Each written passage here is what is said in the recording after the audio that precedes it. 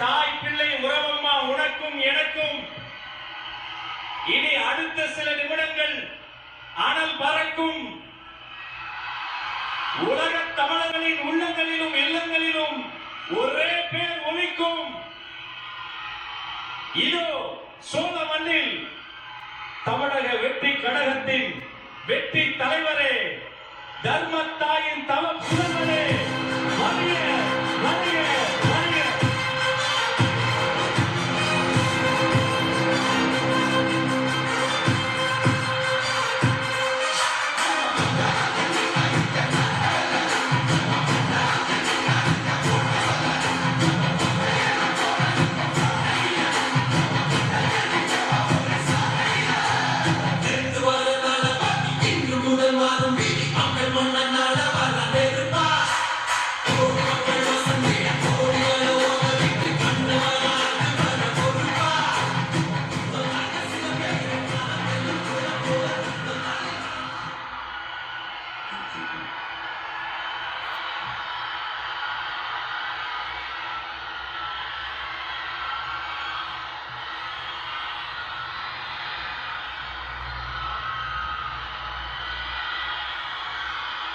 நன்றி நன்றி நன்றி.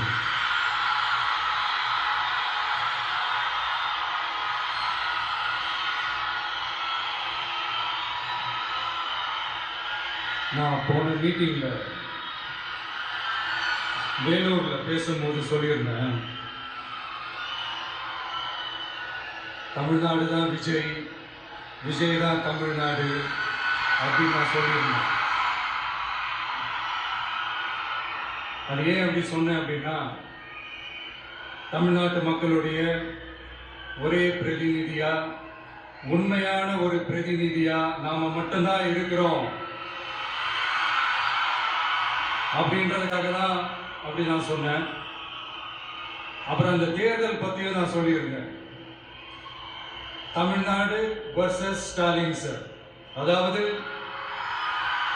விஜய் வர்சஸ் ஸ்டாலின் சார், அதையும் நான் சொல்லியிருந்தேன். அப்புறம் இன்னொரு கேள்வியும் கேட்டிருந்தேன், இது தமிழ்நாடு சட்டசபைக்கான ஒரு தேர்தல், இதை ஏன் தமிழ்நாட்டுக்கும் டெல்லிக்குமான ஒரு எலெக்ஷன் சொல்றீங்க அப்படின்னு நான் கேட்டிருந்தேன். உடனே விஜய் பாஜகவுக்காக பேசுறாரு அப்படின்லாம் திருச்சி பேச ஆரம்பிச்சிட்டாங்க. அப்புறம் ரெகுலரா ஒன்று பண்ணுவாங்கல்ல, நம்மளுடைய சிறுபான்மை சகோதரர்களை பயமுறுத்தி பயமுறுத்தி ஒரு ஒரு ஏமாத்து வேலை ஒன்று செய்வாங்கல்ல, அது இனிமே அவங்களால தொடர்ந்து செய்ய முடியாதுன்னு அவங்களுக்கு தெரிஞ்சு போச்சு. அதனாலதான் நான் என்ன பேசினாலும் அதை திருச்சி பேசுறது, அந்த தில்லுமுள்ளு வேலைகள்லாம் அவங்க செய்ய ஆரம்பிச்சிட்டாங்க.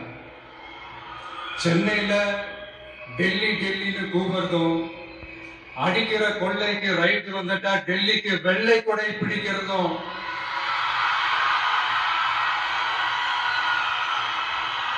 இதெல்லாம் யாருன்னு உங்களுக்கு நல்லா தெரியும். தமிழ்நாட்டை காப்பாத்துறது திமுக தான், தமிழ்நாட்டை பொழைக்க வைக்கிறது திமுக தான், இதெல்லாமே பண்றது திமுக தான், ஸ்டாலின் சார் தான்.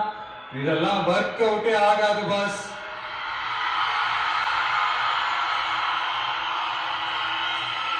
சின்ன பசங்களா சொல்ல ஆரம்பிச்சிட்டாங்க, ஓம் சக்தி பராசக்தி, திமுக ஒரு தீய சக்தி.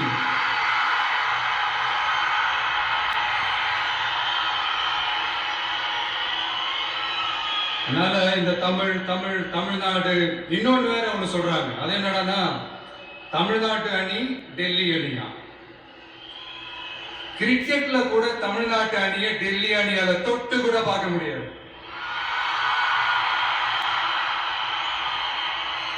அப்படி இருக்கும்போது கிரிக்கெட்லயும் விசில போடுறது தமிழ்நாடு தான். சிஎஸ்கே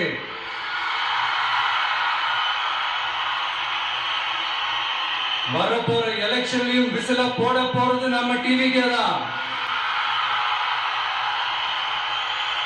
தமிழ்நாடு தான் டிவிக்கே, டிவிக்கே தான் தமிழ்நாடு. இந்த அணி அந்த அணி டெல்லி அணி இதெல்லாம் அனைத்தும் உடைஞ்சி நொறுக்கும், டிவிக்கு அடிச்சு நொறுக்கும்.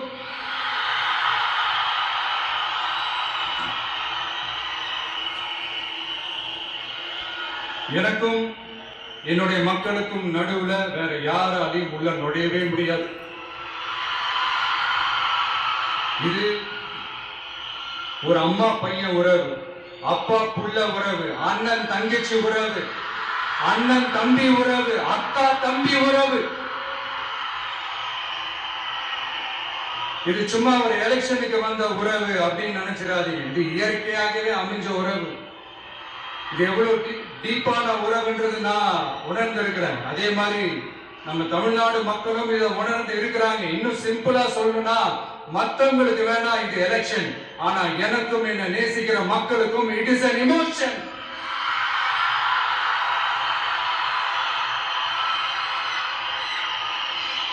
And it is not an ordinary emotion. It is a powerful oceanic emotion. இப்படி இருக்கும்போது வீட்டுக்கு வீடு விஜய், தமிழ்நாட்டுக்காக விஜய், வெற்றி பேரணியில் தமிழ்நாடு, இதெல்லாமே 100% இந்த எலெக்ஷன்ல அது ப்ரூவ் ஆகும்.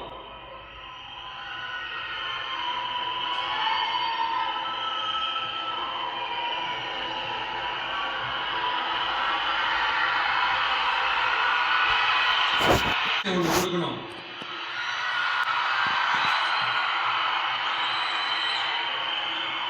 ஊழலற்ற உண்மையான சமூக நீதியை நிலைநாட்ட நம்ம ஆட்சியை அமைப்பீங்க தானே? உங்களை தான் கேட்கிறேன், நம்ம ஆட்சியை அமைப்பீங்க தானே?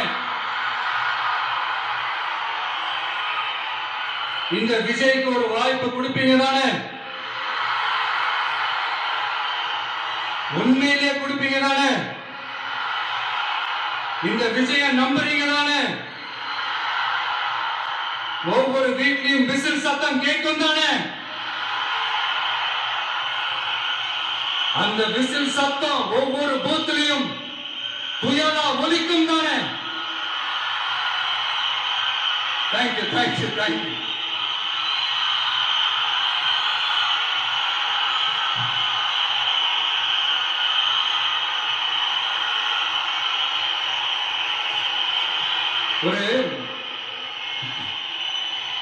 ஒரு டாக்டர் இருக்காருன்னா நாம எப்போ அவரை பத்தி யோசிப்போம்?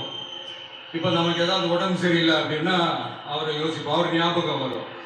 அது மாதிரி நமக்கு ஏதாவது ஒரு பிரச்சனை அப்படின்னா ஒரு வக்கீலை தேடிப்போம், அவர் ஞாபகத்துக்கு வருவார். இது மனித இயல்பு. அந்தந்த பிரச்சனை வரும்போது நம்ம அவங்கவுங்களை தேடி போவோம். ஆனால் ஆன் அ டெய்லி பேசிஸ் நம்ம சும்மா சாப்பிடும் போது கூட நம்மளை அறியாம ஒருத்தவங்களை பற்றி நினைப்போம், நம்மளை அறியாம அவங்களுக்கு நாம நன்றி சொல்லுவோம். அந்த மதிப்பிற்குரிய அந்த மனிதர்கள் வேற யாரும் இல்லை, விவசாயி விவசாயி விவசாயி.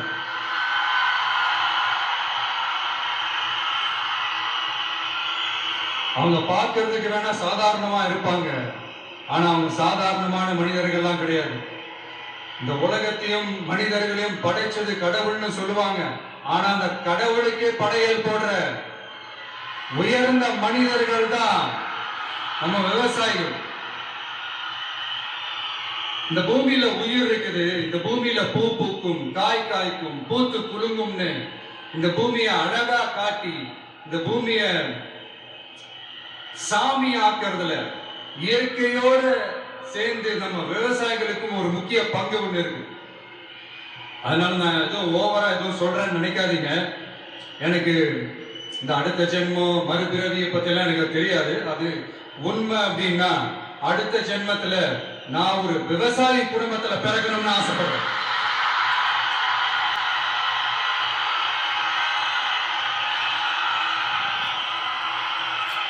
எனக்கு விவசாயத்தை பத்தி டீட்டெயில்டா தெரியாதுதான், நான் ஒத்துக்கிறேன். அதனால மத்தவங்க மாதிரி நானும் டெல்டாக்காரன் தான் அப்படின்னு உங்க காதுல டால்டா ஊத்தலாம் நான் வரல. எனக்கு விவசாயத்தை பத்தி டீட்டெயிலா தெரியலன்னா கூட அவங்க படுற கஷ்டங்களை பத்தி எனக்கு நல்லாவே தெரியும். நம்மளுடைய முதல் அரசியல் பயணம் தொடங்கினதே அந்த பரந்தூர் விஷயத்தை கையில் எடுத்துதான். அதனால நம்மளோட இந்த ஆட்சி அமைஞ்சதும் தீர்க்க வேண்டிய முக்கியமான பிரச்சனைகள் நம்மளோட விவசாய பிரச்சனைகளும் ஒண்ணு. முதல்வர் அவர்களுக்கு இந்த மாதிரி நீங்க அது செஞ்சுட்டேன் இது செஞ்சுட்டேன் அப்படின்னு நிறைய பெருமையா சொல்லிக்கிறீங்களே, ஒரு அடிப்படை ஒரு பிரச்சனையை பத்தி ஒண்ணு பேசுவோமா? கொஞ்ச நாளைக்கு முன்னாடி ஐநா சபை ஒரு ரிப்போர்ட் ஒன்று வெளியிட்டு இருந்தாங்க. அது கூட தினத்தந்தி நியூஸ்ல கூட வந்துச்சு. உடனே கூகுள் பண்ணி எதுவும் தேடாதீங்க, உங்க ஏஜென்சி வச்சு எதுவும் சர்வே கிருவே எடுக்காதீங்க. எதுக்கு உங்களுக்கு சிரமம்? நானே என்னன்னு சொல்றேன். தண்ணீர் திவால் அப்படின்ற அந்த தலைப்புல தண்ணியே இல்லாம திவால் ஆக போகுது அப்படின்ற அந்த கட்டுரை படிக்கும் போது உண்மையிலேயே மனசுக்கு ரொம்ப பகீர்னு இருந்தது. இந்தியாவிலேயே அது முக்கியமா நம்ம தமிழ்நாட்டில் இன்னும் கொஞ்ச காலத்திலேயே தண்ணியே இல்லாம திவாலாக போகலாம். அதுக்கு காரணம் நிலத்தடி நீரை பாதுகாக்காம விட்டதுதான் காரணமா. மண்ணையும் மணலையும் கொள்ளையடிச்சா பின்ன வேற என்ன நடக்கும்? மலைகளை முழுகினா பின்ன வேற என்ன நடக்கும்? கனிம வளங்களை கொள்ளையடிச்சா பின்ன வேற என்ன நடக்கும்? இந்த மணல் கொள்ளையில ஈடுபட்டவங்களை மேல நீங்க சரியா நடவடிக்கை எடுக்கலன்னு அது போதுமானதாக இல்லை அப்படின்ட்டு சென்னை உயர் நீதிமன்றம் சொன்னிச்சே, மறந்துட்டீங்களா? இந்த மணல் கொள்ளை, கனிம வள கொள்ளை, இதுக்கெல்லாம் காரணம் மணல் மாஃபியா குரூப் தான் மதுரை உயர் நீதிமன்றம் அந்த கிளை சொன்னிச்சு. அதை மறந்துட்டீங்களா? இந்த மணல் மாஃபியா குரூப்புக்கு ஆதரவு அளிக்கிறது யாரு? உங்க திமுக கவர்மெண்ட் தானே. அது இல்லைன்னு சொல்ல முடியுமா? அவங்களோட டீலிங்ல இருக்கிறது யாரு? நீங்க தானே. அது இல்லைன்னு சொல்ல முடியுமா? தண்ணி திவாலாக போகுது, மணல் திவாலாக போகுது, கனிம வளம் திவாலாக போகுது. மொத்தத்துல உங்க ஆட்சியில தமிழ்நாடு திவாலாக போகுது. கடன் மேல கடன் வாங்கிட்டு உங்க கவர்மெண்டே குப்பரேட்சி படுத்துக்கிச்சு. உங்ககிட்ட பேசுறது ஒண்ணுதான். சரி, அதை விடுங்க.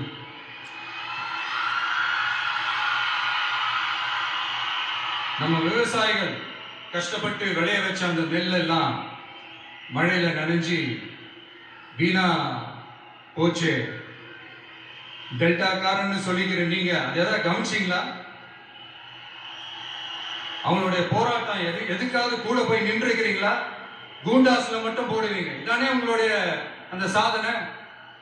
பரந்தூர் பிரச்சனை உங்களோட உண்மையான நிலைப்பாடு என்ன? மேல்மா விஷயத்துல உங்களோட உண்மையான நிலைப்பாடு என்ன?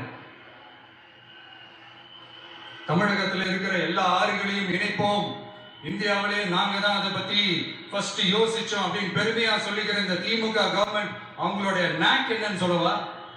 இந்த மாதிரி பெரிய பெரிய திட்டங்கள்லாம் ஆட்சிக்கு வந்த உடனே செய்ய மாட்டாங்க.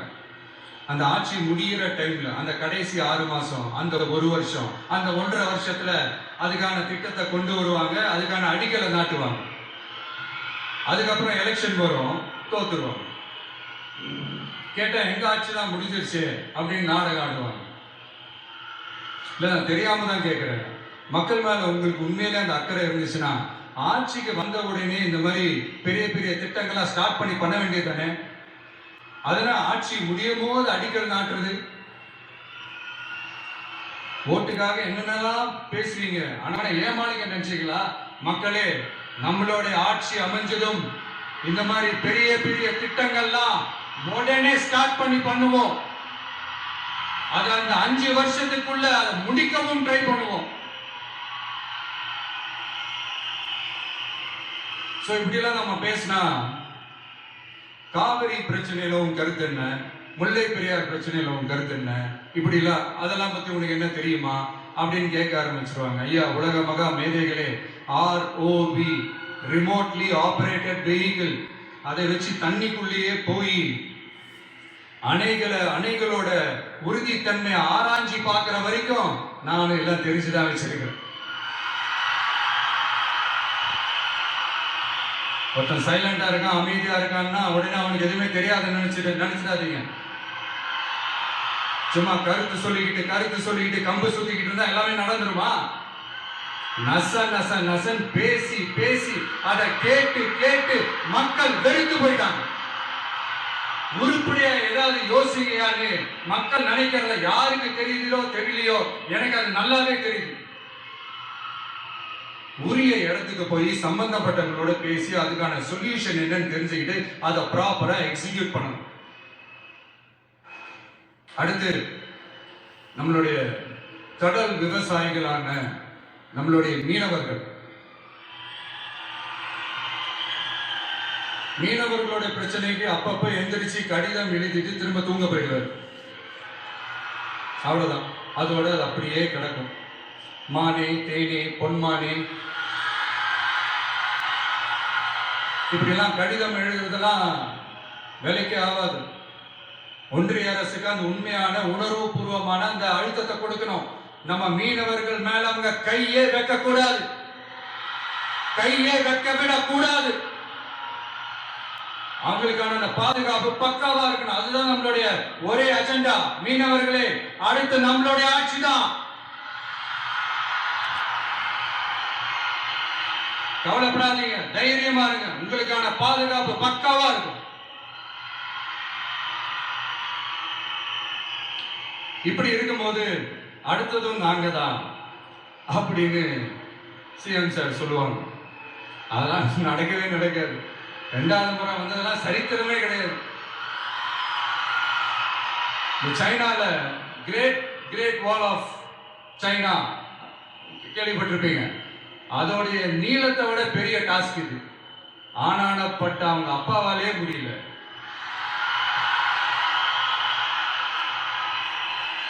முன்னாடியே சொன்ன மாதிரி உரிய இடத்துக்கு போய் சம்பந்தப்பட்டவங்களோட பேசி அதுக்கான சொல்யூஷன் என்னன்னு தெரிஞ்சுக்கிட்டு அதை எக்ஸிக்யூட் பண்றது தான் ஒரு தெளிவான அரசியல். சும்மா ஆறுதல் சொல்றதெல்லாம் தெளிவான அரசியல்லாம் கிடையாது.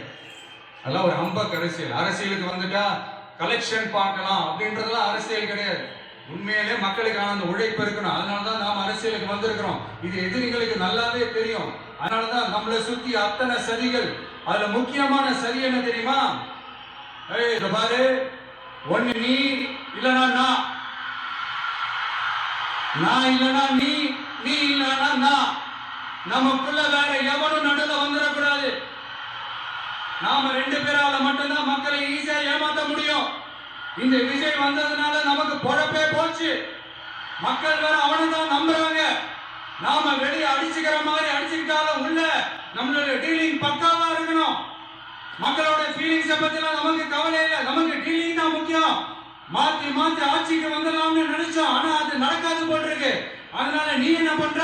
எஸ்ஓபின்னு போட்டு ஒரு பக்கம் அவனை தடுத்துரு, இன்னொரு பக்கம் அவன் மேல பழி போட்டு நானும் தடுத்துறேன்.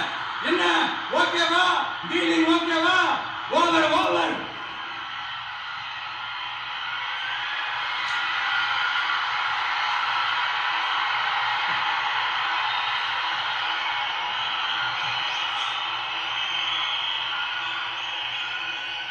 இல்லைங்க, உண்மையிலே சிரிக்கிறதா என்ன பண்றதுன்னு எனக்கு தெரியல. உண்மையிலே இப்படிதான் இருக்கு அவங்க டீலிங்லாம்.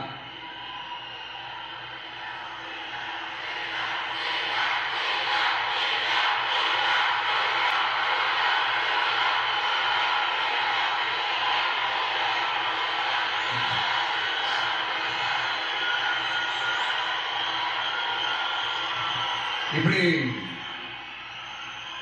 பழி மேல பழி போட்டு கரூர்ல ஆரம்பிச்சு நம்ம ஜனநாயகன் படம் ரிலீஸ் வரைக்கும். ஆனா அந்த ரிலீஸ் பிரச்சனையில நிறைய பேர் குரல் கொடுத்தாங்க. முக்கியமா நம்மளுடைய முதல்வர் அவர்கள் கூட பூசி மொழிக்கு பட்டும் படாம குரல் கொடுத்தாங்க. பட் வாட்டெவர் இட் இஸ், குரல் கொடுத்த அவங்களுக்கும் மற்றவங்க எல்லாருக்கும் இந்த நேரத்தில் என்னுடைய நன்றியை தெரிவிச்சுக்கிறேன். இப்படி நாம வெளிப்படையா பேசுறதுனால சிஎம் சாரோட மனநிலை இப்ப எப்படி இருக்கும் தெரியுமா? ஏற்கனவே கட்சிக்காரங்க தொல்லை தாங்க முடியல, தூங்க விட மாட்டாங்க. இந்த விஷயம் வந்து தூங்க விட மாட்டான். நம்ம பாட்டுக்கு ஹைவேல சைக்கிள்ல சோலாவா போலான்னு நினைச்சோம். இவன் மக்கள் சக்தியோட வந்துட்டு இருக்கான். இவன் தான் கேள்வி கேட்கிறான்னு பார்த்தா மக்களையும் கேள்வி கேட்க வைக்கிறான். 1000 ரூபாய் கொடுத்துட்டு இருந்தோம், 5000 ரூபாய் கொடுத்து ஏமாத்தலான்னு பார்த்தா அதையும் கேள்வி கேட்க வைக்கிறான். விசில் சத்தம் வர விண்ண முட்டுது. கூட்டணி கட்சிகள் தொல்லை வேற தாங்க முடியல. இவன் பண்ற பிரச்சாரத்தை முடக்கலான்னு பார்த்தா அப்பவும் மக்கள் அவன் பின்னாடி தான் நிக்கிறாங்க. என்ன பண்றது ஏது பண்றாங்கன்னு தெரியாத ஒரு மனநிலையில இருப்பாரு. ஆனா சார், நீங்க இந்த விஜயம் முடக்கலாம், ஆனா ஒவ்வொரு வீட்டுல இருக்கிற ஒவ்வொரு விஜயம், ஒவ்வொரு விஜயம் உங்களால முடக்கவே முடியாது.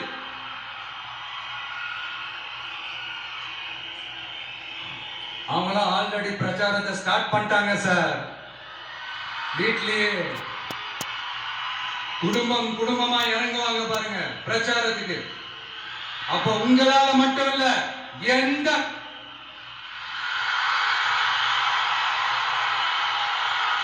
யாராலையும் தடுக்க முடியாது.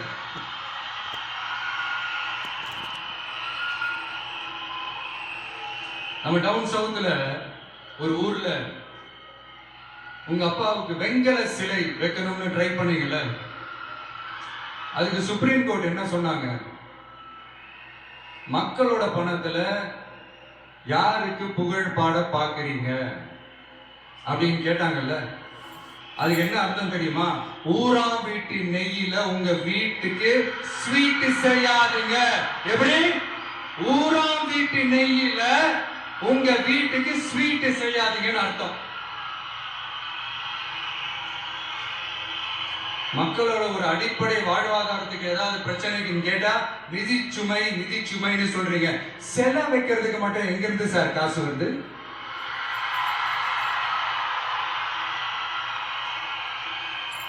முதல்ல மக்களுக்கு அந்த சோறுக்கு வழி பாருங்க சார். செலவு வைக்கிறத பத்தி அப்புறமா யோசிக்கலாம். கேஸ் சிலிண்டருக்கு மானியமா 100 ரூபாய் தரேன்னு சொன்னீங்களே, என்னாச்சு? கரும்புக்கு ஆதார விலையா 4000 ரூபாய் தரேன்னு சொன்னீங்களே, என்னாச்சு? ரொம்ப நாள் கல்யாணமே ஆகாம இருக்கிற பெண்களுக்கு அவங்களுடைய கல்வி தகுதிக்கு ஏற்ப அரசு வேலை கொடுப்போம்னு சொன்னீங்களே, என்னாச்சு? இதெல்லாம் வெறும் சாம்பிள் தான். இதை விட ஹைலைட் ஒண்ணு இருக்கு. மாநில அரசால முடியவே முடியாதுன்னு தெரிஞ்சுக்கிட்டோம், நாங்க வந்தா நீட்டை ஒழிப்போம். ஆகா ஆகா ஆகா ஆகா, எவ்வளவு பெரிய ஒரு மோசடி இது! கேட்டா நாங்க தான் முன்மாதிரி ஆட்சின்னு சொல்லுவாங்க. மோசடி ஆட்சி. மோசமானவங்களே முக்கியமானவங்க கேள்விப்பட்டிருக்கீங்களா? அந்த மாதிரி மோசடி ஆட்சியிலே முக்கியமான ஆட்சி இந்த திமுக ஆட்சி. மக்களை நேசிக்கிற விஜய் வேணுமா? மக்கள் விரோத ஆட்சி நடத்துற ஸ்டாலின் சார் வேணுமா?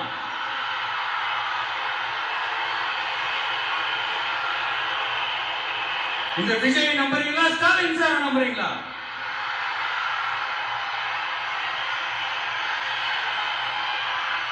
இந்த சத்தத்துக்கு அர்த்தம் தெரியுமா சார்? ஸ்டாலின் தொடரட்டும் அப்படின்னு அர்த்தம் கிடையாது. தீய சக்தி திமுக ஆட்சி மறையட்டும், தூய சக்தி டிவிகே ஆட்சி வரட்டும். நானும் உதிக்கட்டும்னு சொல்லாம நினைச்சேன், பார்த்தா அதை வேற திருச்சி பேச ஆரம்பிச்சிருவாங்க. திருநெல்வேலி, நாங்குநேரி, இப்ப ரீசெண்டா ஒரே லைன்ல சொல்லணும்னா நம்ம நண்பர் ஒருத்தர் ட்வீட் போட்டிருந்தாரு, அதையே சொல்றேன். ஸ்டாலின் தொடரட்டும், சட்டம் ஒழுங்கு சந்தி சிரிக்கட்டும். இதுதான் அந்த பிரச்சனைக்கு ஒரே லைன்.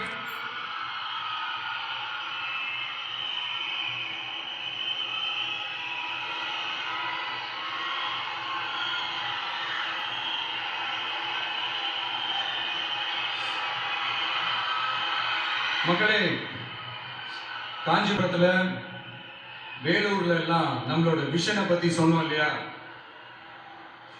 அதே மாதிரி இங்கேயும் சில விஷன்ஸை சொல்லணும். இதை மற்றவங்க மாதிரி தேர்தல் வாக்குறுதின்னு சொல்லி ஏமாத்துறது கிடையாது. நம்மளை நம்புற மக்களுக்கு நம்பிக்கை தர்றது. நம்ம ஆட்சிக்கு வந்ததும் இதெல்லாம் செய்ய நடவடிக்கை எடுப்போம்னு சொல்றது. டெல்டா விவசாயிகள் சமீபத்தில் கூட உரத்தட்டுப்பாட்டை சந்திச்சிங்கல்ல, சில பேர் உரத்தை பதுக்கி வச்சு அதிக விலைக்கு வித்ததா நியூஸ்லாம் கூட வந்துச்சு. நம்ம டிவிக்கு ஆட்சி வந்ததும் உரத்தட்டுப்பாடு இல்லாம பார்த்துக்குவோம். 5 ஏக்கர் வரை நிலமுள்ள விவசாயிகள் வேளாண் கூட்டுறவு வங்கிகளில் வாங்கிய பயிர் கடன் முழுமையாக ரத்து செய்வதற்கும் 5 ஏக்கருக்கு மேல் உள்ள விவசாயிகள் வேளாண் கூட்டுறவு வங்கிகளில் வாங்கிய பயிர்க்கடன் 50% வரை ரத்து செய்வதற்கான சாத்திய கூறுகளை ஆராய்ந்து உறுதியாக நடவடிக்கை எடுப்போம். திமுக மாதிரி எல்லாருக்கும்னு சொல்லிட்டு அதுல தகுதி பிக்ஸ் பண்ணி பாகுபாடு காட்டி ஏமாற்ற மாட்டோம். எல்லாத்தையும் வெளிப்படையாக சொல்லுவோம்.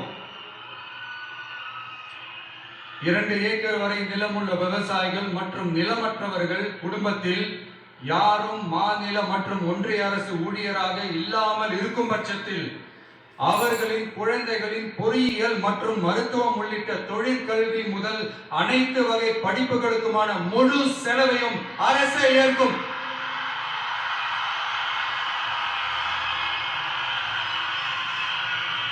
விவசாயிகளின் விருப்பத்திற்கு எதிராக எந்த திட்டமாக இருந்தாலும், ஒன்றிய அரசின் நெருக்கடியே இருந்தாலும் அந்த திட்டத்தை உங்களுடைய டிவிகே ஆட்சி முழுமையாக நிராகரிக்கும். எப்போதும் விவசாயிகளின் பக்கமே நம் ஆட்சி நிற்கும். கொள்முதல் நிலையங்களில் முறையாக நெல் மூட்டைகள் பாதுகாக்கப்படும். நெல் முளைத்து வீணாவதை பார்த்து கொண்டு நமது அரசு சும்மா இருக்காது. போதுமான கொள்முதல் நிலைய வசதிகள் ஏற்படுத்தப்படும். அதே போல கொள்முதல் நிலையங்களில் கொள்முதல் செய்வதற்கோ மூட்டை ஏற்றி இறக்கவோ ஒரு பைசா கமிஷன் வாங்காமல் பார்த்து கொள்ளப்படும். அப்படி கமிஷன் வாங்குவது யாராக இருந்தாலும் கடும் நடவடிக்கை எடுக்கப்படும்.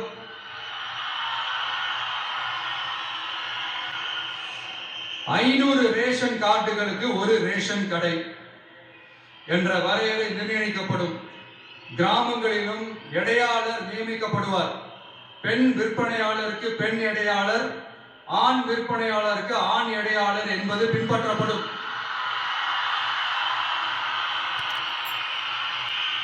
ரேஷன் கடைகளில் அரிசி தவிர அனைத்து பொருள்களும் பாக்கெட் செய்து விநியோகிக்கப்படும். மீனவர்களுக்கு ஒன்றிய அரசு சட்டப்படியான பாதுகாப்பை உறுதி செய்ய வேண்டும். அதற்கான உண்மையான உணர்வு பூர்வமான அழுத்தத்தை ஒன்றிய அரசுக்கு நமது டிவிகே அரசு கொடுக்கும். நான் மீண்டும் சொல்றேன். கல்வி, மருத்துவம், ரேஷன், குடிநீர், சாலை வசதி, பஸ் வசதி, இது மாதிரி அடிப்படை விஷயங்களுக்காக தான் நம்ம அரசு முதல்ல முக்கியத்துவம் கொடுக்கும். எனக்கு நம்மளோட குழந்தைகள், நம்ம பெண்கள், நம்ம இளைஞர்கள் லைஃபுக்கு முன்னுரிமை கொடுக்கணும். அரசு வேலை வாய்ப்புகள் மட்டும் இல்லாம தனியார் வேலை வாய்ப்புகளுக்கான வழியையும் உத்தரவாதத்தையும் உருவாக்கணும். அப்படி நாம் உருவாக்கிட்டாலே அவங்களுக்கான ரூட்டை நம்ம இளைஞர்கள் அவங்களே தேர்ந்தெடுத்துப்பாங்க. இத்தனை கோடி அத்தனை கோடி ஒப்பந்தம்னு சொல்லி விளம்பரம் மட்டும் செய்யாம உண்மையான ஒப்பந்தம் போட்டு வெள்ளை அறிக்கை வெளியிட்டு அதை செயல்படுத்தினாலே போதும், எல்லாம் தன்னாலே நடக்கும். இங்க என்னனையும் சொல்ல நினைக்கிறேன். இங்க அடுத்து நாங்க தான் நெஞ்சை நிமித்திரி கூவுற யாராச்சும் நாங்க ஊழலே செய்யாதவங்கன்னோ ஊழல் செய்யவே மாட்டோம்னோ நெஞ்சை தொட்டு மனசாட்சியோட சொல்ல முடியுமா? ஆனா நாம இன்னைக்கு இல்ல, ஆட்சிக்கு வந்ததுக்கு அப்புறமும் ஓப்பனா தில்லா கட்ஸா சொல்லுவோம். ஊழல் லஞ்சம் இல்லாத ஒரு ஆட்சியை கொடுக்க உண்மையா ட்ரை பண்ணாலே போதும், எல்லாம் தன்னாலே நல்லா நடக்கும். எல்லாரும் கொஞ்சம் கை இப்படி வைங்க. எங்க ஓட்டு எங்க உரிமை. எங்களை யாரும் விலைக்கு வாங்க முடியாது. எங்க ஓட்டு விசில் சின்னத்துக்கு தான். யாரையும் நம்பி ஏமாற மாட்டோம். எங்க வார்த்தையில் இருந்து மாற மாட்டோம். இது நிஜம். தேங்க்யூ.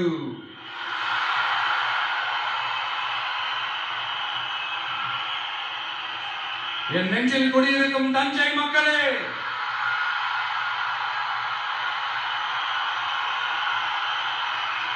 என் நெஞ்சில் குடியிருக்கும் வேலூர் மக்களே, வேலூர்ல இதை நான் சொல்ல மறந்துட்டேன். சாரி, உங்களுக்காக இங்க நான் சொல்றேன். உங்களோட நான் இருக்கேன், நம்மளோட நம்ம மக்கள் இருக்கிறாங்க. இதுக்கு மேல என்ன வேணும்? கான்பிடென்டா இருங்க. நல்லதே நடக்கும். வெற்றி நிச்சயம். மீண்டும் சந்திக்கும் வரை நன்றி, வணக்கம்.